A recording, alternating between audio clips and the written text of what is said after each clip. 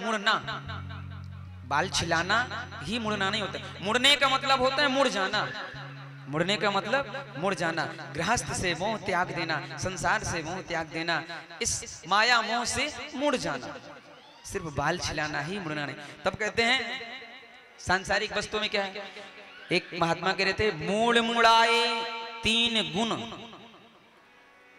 सिर की मिट जाए खाज। मूड़ मुड़ाए 3 गुण, सर की मिट जाए खाज, खाने को बढ़िया मिले लोग कहे महाराज,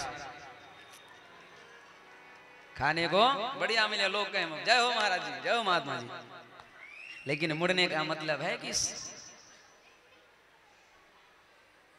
हम लोग घर परिवार छोड़ करके संत महात्मा मठ मंदिर बना लेते हैं, अपने घर नहीं जाते हैं, दुनिया में भागते हैं। तब किसी ने कहा तुमने अपने घर को त्यागा, लात तुम्हारी पर वो चिपक के रह गई थोड़ी। बोले क्यों? बोले अभी भी तुम्हें लगता है कि वो मेरा घर है, इसलिए नहीं जाना।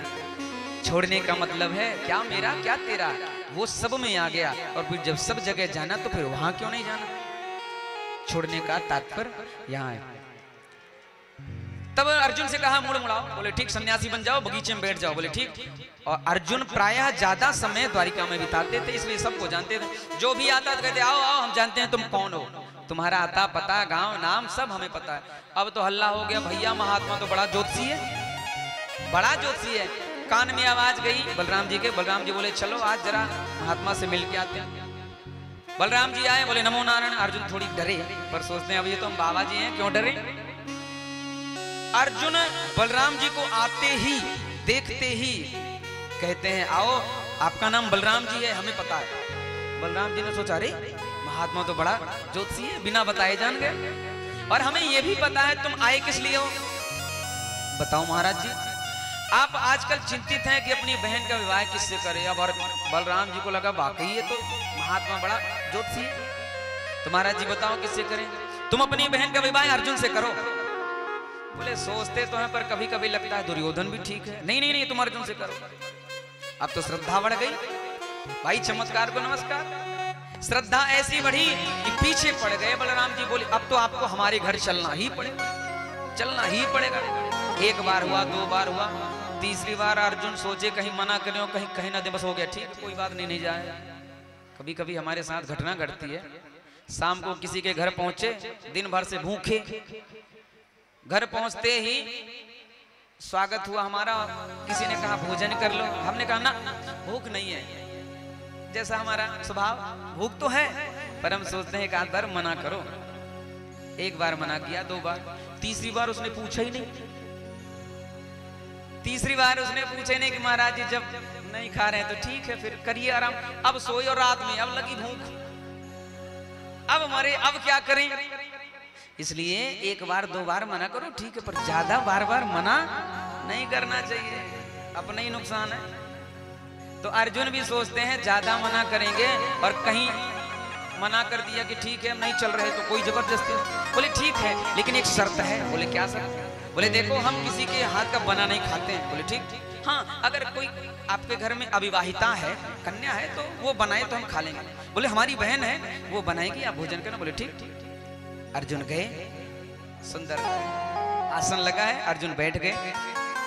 सुभद्रा ने देखा तो वो गैस करने लगी, ये कुछ पहचाना सा लग रहा है, ये अर्जुन जैसा है, लेकिन अर्जुन बाबा क्यों बनेगा, ये अर्जुन नहीं होगा। तब तक बलराम जी ने कहा बहन ये महात्मा जी बहुत पहुंचे हुए हैं, इनका स्वागत करना, इनके लिए भोजन बनाओ और हमें कुछ काम है तो हम जाते हैं। तो ठीक। अब संदेह का कीड़ा सुभद्रा को बार बार काटे। सुभद्रा को लगता है क्या करें क्या करें क्या करें। तब तक सुभद्रा ओट में खड़ी होकर के कहती है अरे अर्जुन। अर्जुन को लगा किसने पहचान लिया। जब थोड़ा सा शक पकाए तो सुभद्रा को कंफर्म हो गया कि ये अर्जुन है। आकर कहती हैं अरे महाराज ये बाबा जी किस लिए बने हो। अर्जुन ने कहा देवी जी सब तुम्हारे लिए है। अच्छा हम आपसे विवाह करना चाहते हैं। सुभद्रा ने कहा तो हम भी विवाह करना चाहते हो तो फिर चलो। बस महात्मा जी ने सुभद्रा जी को लिया, रथ में बैठाया और 9 2 11 भैया हल्ला हो गया। बाबा जी ने भगवान कृष्ण की बहन का हरण कर लिया। अरे राम शोर मच गया, सिपाही दौड़े, सैनिक दौड़े। बलराम जी आए, अरे कृष्ण तूने सुना? बोले क्या? बोले हमारी बहन का हरण बाबा करके ले जा रहे हैं। अच्छा ये बात है, तो फिर भैया अब क्या करना है? बोले क्या करना है? चल युद्ध करना है। युद्ध करना है? बोले हाँ बिल्कुल करना है। अच्छा भैया वैसे हमारी ताकत का अंदाजा तो सबको है, इतनी बड़ी हिम्मत किसकी हो गई? वैसे जिसने भी हिम्मत करी है वो कोई साधारण तो होगा नहीं, वो कोई ऐसा वैसा तो होगा नहीं। बोले तू बातें बनाता रहेगा, युद्ध करने चलेगा? बोले हमने कब मना किया, हम तो कह रहे हैं चलो युद्ध करने।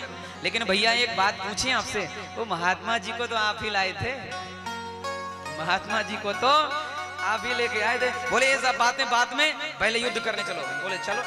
इधर भगवान की बहन बैठी हैं, अर्जुन एक हाथ से लगाम और एक ही हाथ से धनुष बाण, ये इसलिए सब्यसाची कहा गया है अर्जुन को। एक हाथ में एक ही हाथ से धनुष बाण चला लेते हैं। तब तक सुभद्रा ने कहा महाराज रथ चलाना तो हमें भी आता है, लाओ हम रथ चलाते हैं, तुम युद्ध करो।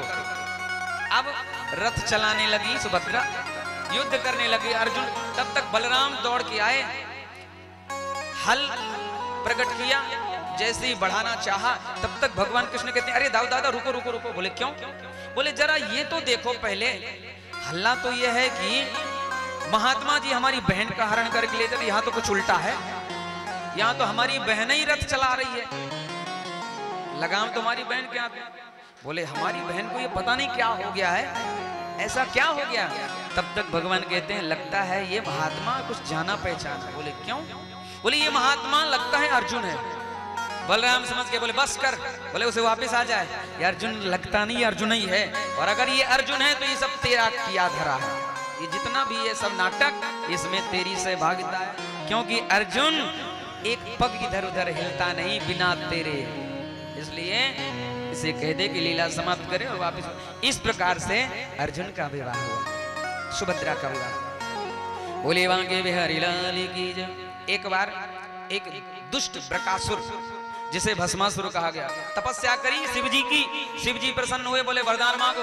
बोले महाराज वरदान दे दो जिसके सिर पे हाथ रखें वो जलकर भस्म। बोले ठीक। शिव जी वरदान देते हैं और शिव जी के पीछे पड़ गया, महाराज लाओ परीक्षा तो कर ले, आपका वरदान क्या पता झूठा निकले। शिव जी बोले बड़ा विचित्र भगत है, जिससे वरदान मांगा उसी के पीछे पड़ गया। अब आगे आगे शंकर जी, पीछे पीछे भस्मासुर। हाथ जोड़ के नमस्कार किया, हे प्रभु रक्षा करो। भगवान बामन का रूप बना के आ गया। आगे भोलेनाथ निकल गए, तब तक बृकासुर आया। अरे रुको रुको रुको। बृकासुर ने कहा हे ब्राह्मण देवता बाहर साइड हो जाओ। बोले रुको तो पहले बात सुनो। बोले क्या बात है? बोले कहाँ जा रहे हो?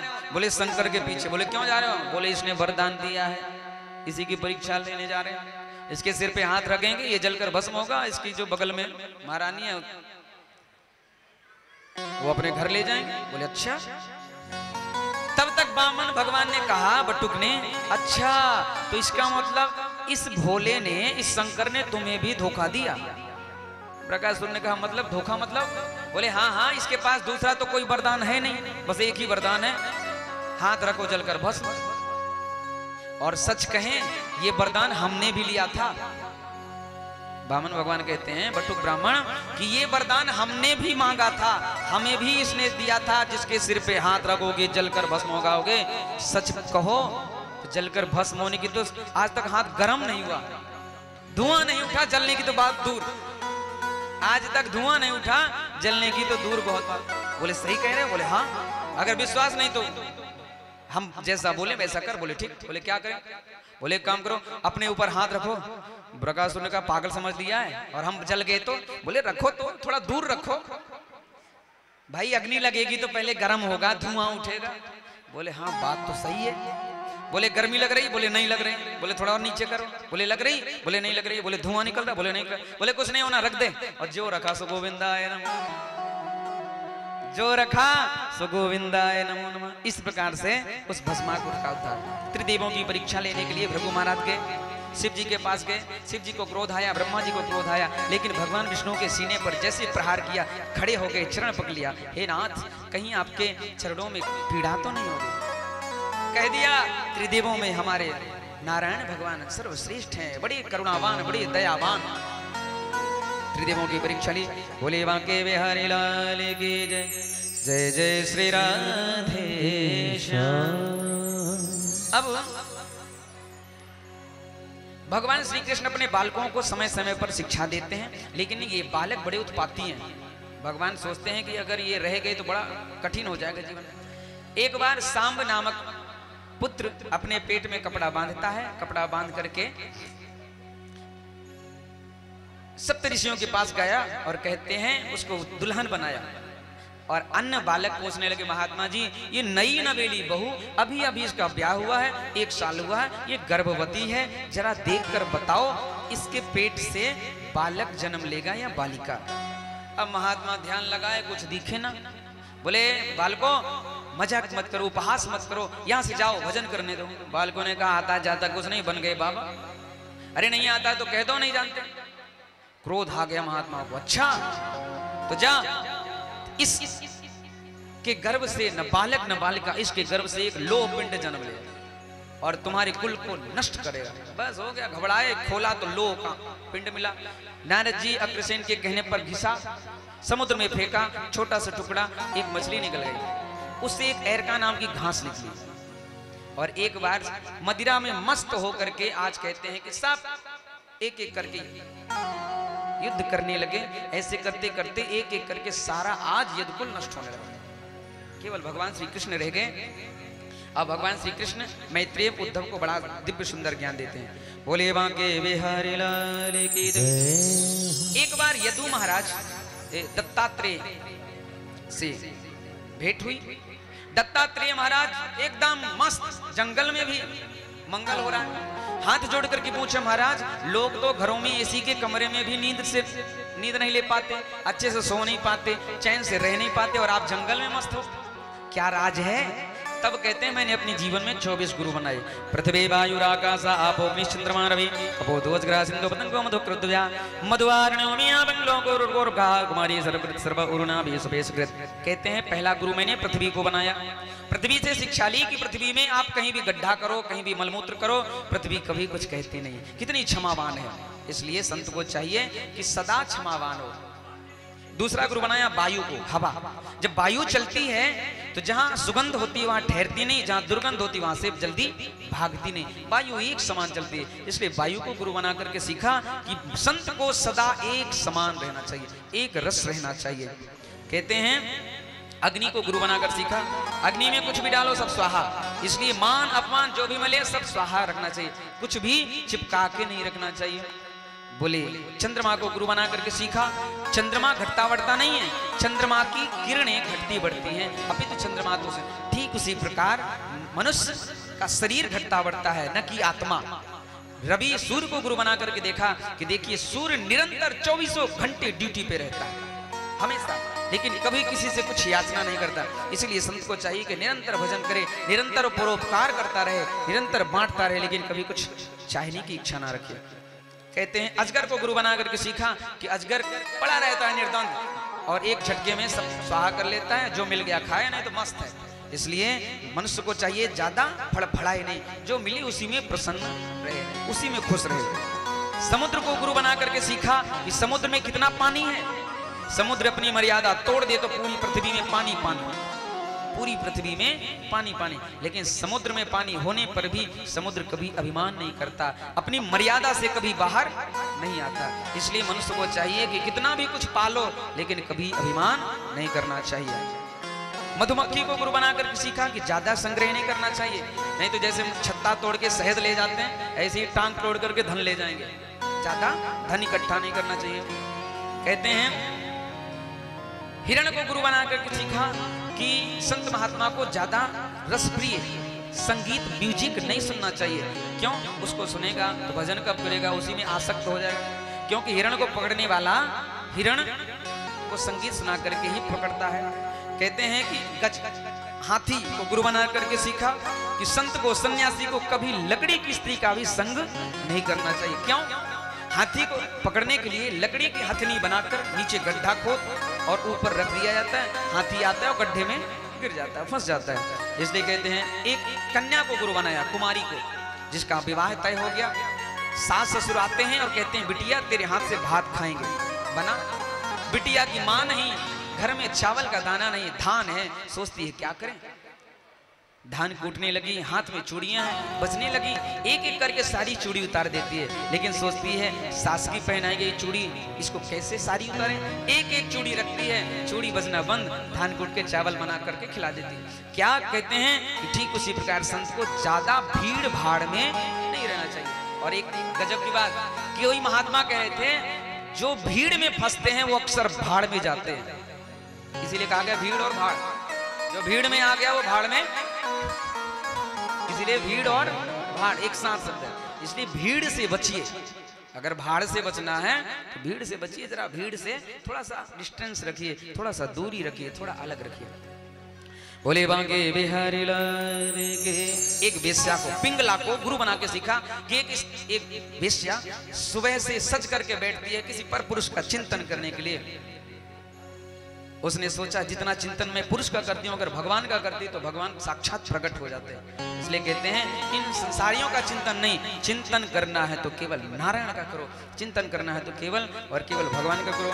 बोल बांके बिहारी लाल की जय। भिन्न भिन्न अनेक प्रकार की दिव्य कलयुग के राजाओं के वर्णन, बद्ध मुक्ति, क्रम मुक्ति, 4 प्रकार के प्रलय और अनेकों। अब भगवान श्री कृष्ण कहते हैं कि मैत्रेय उद्धव को शिक्षा देते हुए अंतिम उपदेश करते हैं।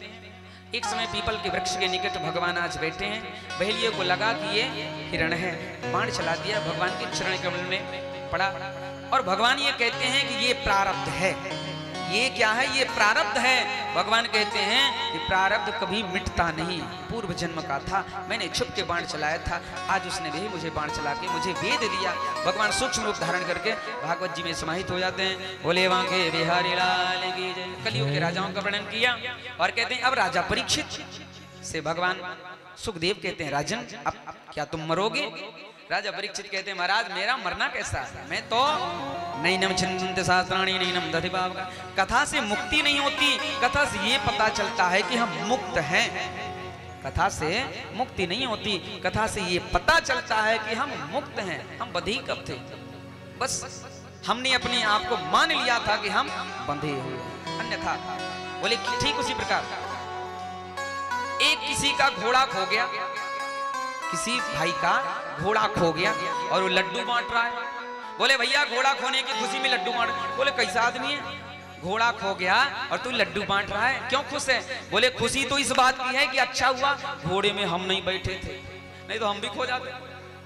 अच्छा हुआ घोड़े में हम नहीं बैठे थे, कहीं घोड़े में हम बैठे होते तो हम भी खो जाते। हमें तो खुशी इस बात की है कि चलो घोड़ा खोया, हम घोड़े में। ये घोड़ा क्या, बोले यही माया है, यही माया है। इसलिए स्वतंत्र रहो, परतंत्र रहो, मस्त रहो। ये संसार कैसा है, बोले किसी के पास 10 गधे थे, 10 गधे। गधे का मालिक गधों को नारा लगा करके खूंटे से बांध रहा था। 9 गधों को बांध दिया, एक गधा रह गया, उसका रस्सी नहीं मिल रहा था। अब कान पकड़ के गधा का खड़ा है कि भाग ना जाए। महात्मा जी आए, बोले क्या बात है भाई, कैसे। बोले महाराज जी क्या करें, ये गधा इसकी रस्सी नहीं मिल रही। बोले एक काम करो, ऐसे ही बांध दे, गधा है कोई आदमी। बोले कैसे। बोले हाथ झूठा ही ऐसे घुमा के और ऐसे कर दे। बोले ठीक। गया गधे के नार में हाथ घुमाया और ऐसे ही झूठा ही खूंटा से लग दिया। गधा को लगा हम बंध गए, गधा को लगा हम तो बंध गए। अब सुबह हुई, 9 गधों को खोल दिया। अब 10वां को तो बांधा ही नहीं था तो क्या करें। 9 गधों को खोल दिया, 9 के 9 चले। अब इसको नहीं खोला, इसको मारे डंडा और ये ना हिले। इसको डंडा मारे और ये हिल नहीं रहा। दौड़ा दौड़ा गया, गुरुजी आपने क्या कर दिया। वो गधा तो हिल ही नहीं रहा। बोले उसे खोला। बोला गुरुजी बांधा ही कब था। अरे भाई जैसे बांधे थे वैसे ही खोलो। गया झूठे हाथ घुमाया, घोड़ा गधा चल दिया, गधा चल दिया। ये है, यही संसार झूठा बंधन है। क्या हम बंधे नहीं है, हमने अपने आप को बांध लिया। बोले वाले कृष्ण लाल की, राधा रानी शनिकार की। और आज कथा विश्राम की ओर। 7 दिन से हम सब ने बड़ी दिव्य कथा का आनंद लिया। भगवान की देखिए कथा में और व्यथा में कितना अंतर है। बोली जिसमें संसार की चर्चा वो व्यथा, और जिसमें भगवान की चर्चा वही तो है कथा। जिसमें परमात्मा की चर्चा वो कथा, और जिसमें संसार की चर्चा वो व्यथा। कथा नित्य नई क्यों लगती है? हमारे पास एक दिन पुराना अखबार आ जाता है, इसमें भी वही कागज है, इसमें भी प्रिंट वही है। हमारे पास एक दिन पुराना अखबार आ जाए तो हम कहते हैं ये कल का है, इसे तो पढ़ लिया है, अब क्या पढ़ना।